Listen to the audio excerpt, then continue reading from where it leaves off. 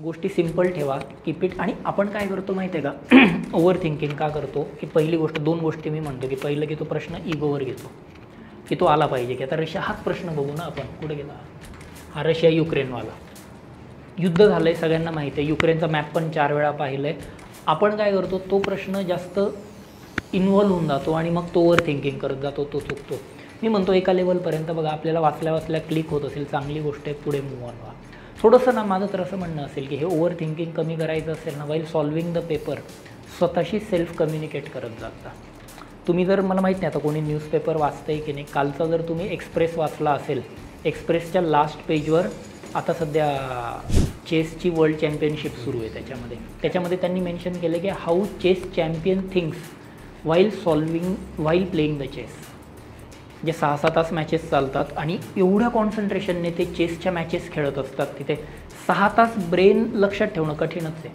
आणि मग तिथे ते सांगतायत की तो चेस चॅम्पियन स्वतः म्हणतो आहे की 2 मूव खेळून झाल्या की मी माझ्या ब्रेनला लूज सोडतो, माझा ब्रेन फिरून येतो, त्याला ब्रेक हवा असतो, माय ब्रेन रेबेल्स, जातो फिरून येतो, परत रिटर्न येतो, परत कॉन्सन्ट्रेशनला लागतो.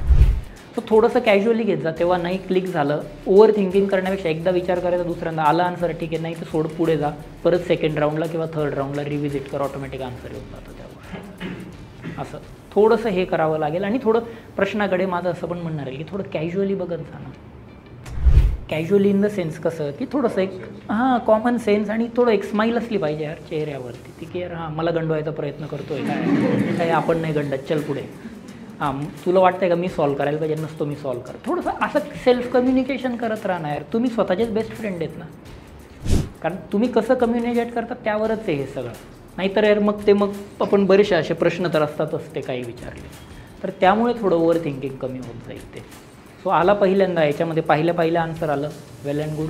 नाही आलं, जस्ट लिव्ह दॅट अलोन, त्याला सांगायचं बाबा नंतर भेटू आपण, सेकंड राऊंडला या. आणि 2 राऊंड तर आय होप होत असतील सगळ्यांचे, तर मग काही प्रॉब्लेम.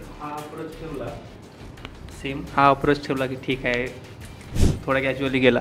आणि असे क्वेश्चन येते की जो टॉपिक मी करून गेलो आणि त्या टॉपिकचे पण क्वेश्चन एखादं जमत नाही किंवा दुसरा जमत, दड पण मग तेव्हा ठीक आहे ना. मग म्हणून तर म्हणतो मी तो की मग थोडंसं मग तो ट्रॅप असतो ना यार, तुला येत का नाही आहे, की आपल्याला काय होतं की सपोज तू एखादा टॉपिक घेतला की फंडामेंटल राईटचा एखादा क्वेश्चन आहे, खूप चांगला केला आहे व्यवस्थित, आणि तरी तो येत नाही आहे. आपण काय करतो, आपण लगेच क्रिटिसाईज करायला लागतो की यार माझा अभ्यास का बरं नाही आठवत. कदाचित तो प्रश्न ट्रिकी असू शकतो. वाय आर वी सेल्फ डाऊटिंग ना, येत नाही. आता माझा ऑप्शनल जॉग्रफी सगळे तरी मला येणार नाही, इगोवर कशाला घ्यायचं ना आपण. किंवा याच्यातला हा पहिलाच क्वेश्चन गेल्या वर्षी असा होता, कुठे गेला